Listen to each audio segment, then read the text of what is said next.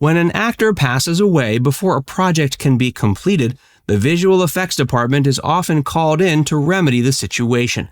Sometimes this leaves viewers wondering why they even went through all the effort in the first place, while on other occasions, invoking such methods is necessary to wrap things up after a significant amount of work has already been invested into a project. The end results can be a fitting homage to a late actor whose life was cut short much too soon.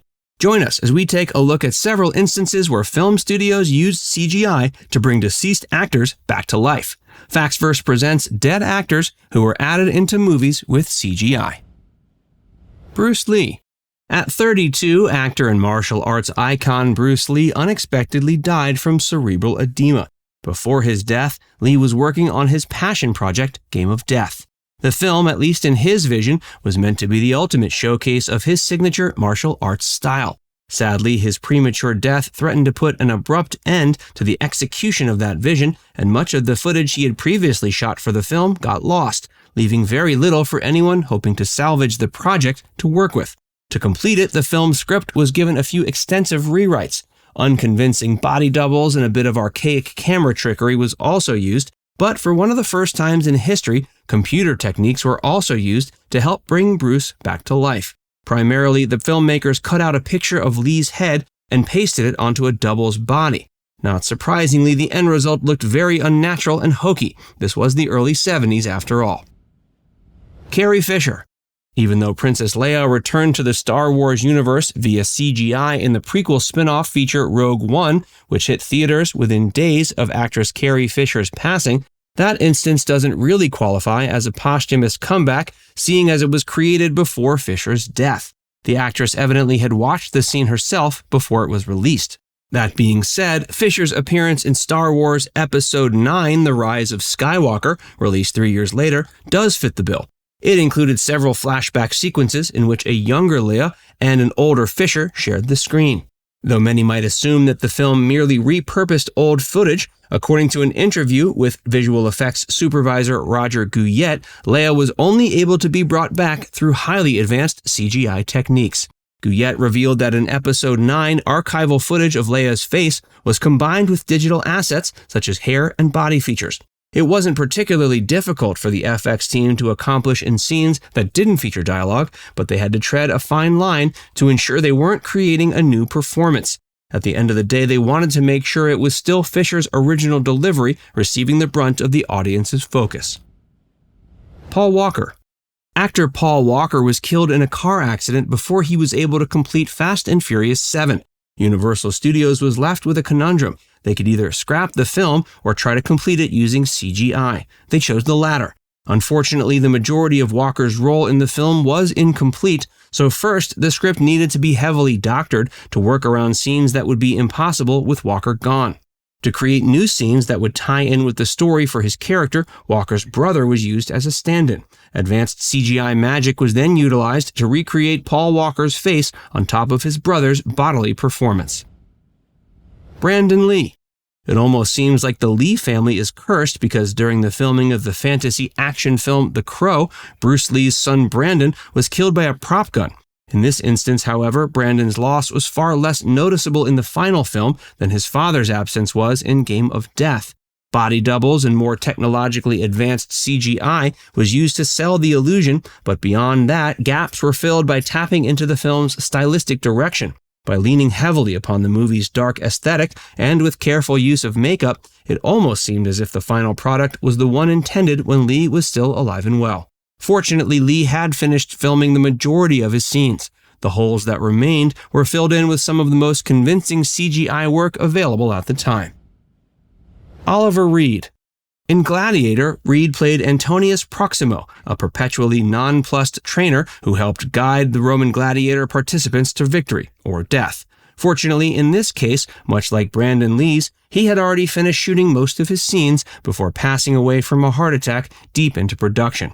For the last few minutes of screen time, the VFX department used a digital composite of Reed's face salvaged from old footage and affixed to a body double. This method allowed Reed to be posthumously featured in 2 scenes that wrapped up his story arc.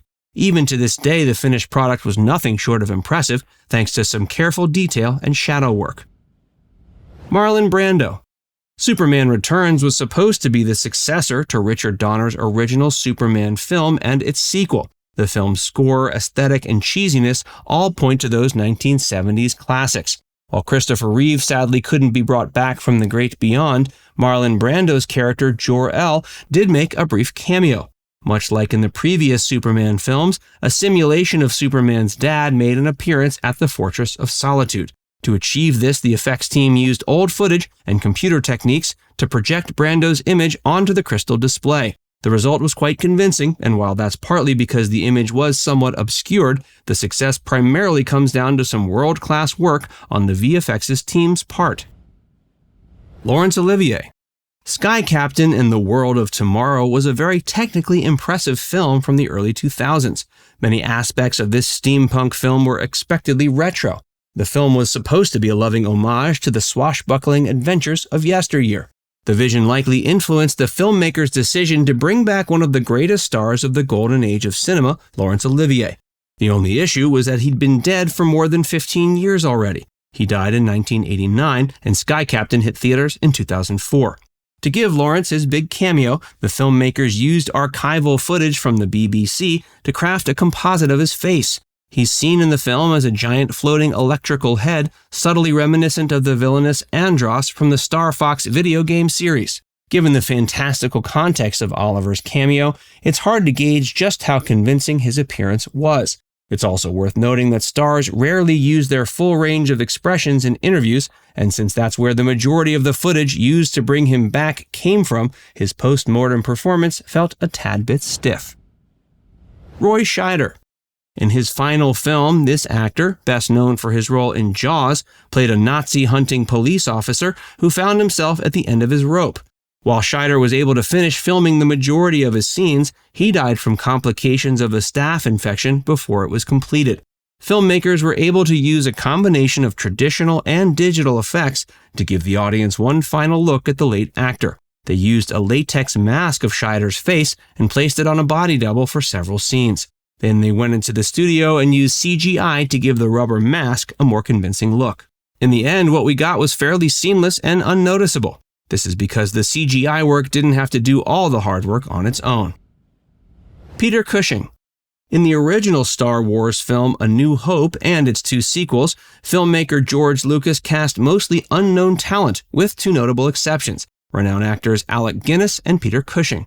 Cushing was best known for portraying Baron Frankenstein and Dr. Van Helsing in a dozen or so films from Hammer Horror Productions. In Star Wars, Cushing played Grand Moff Tarkin.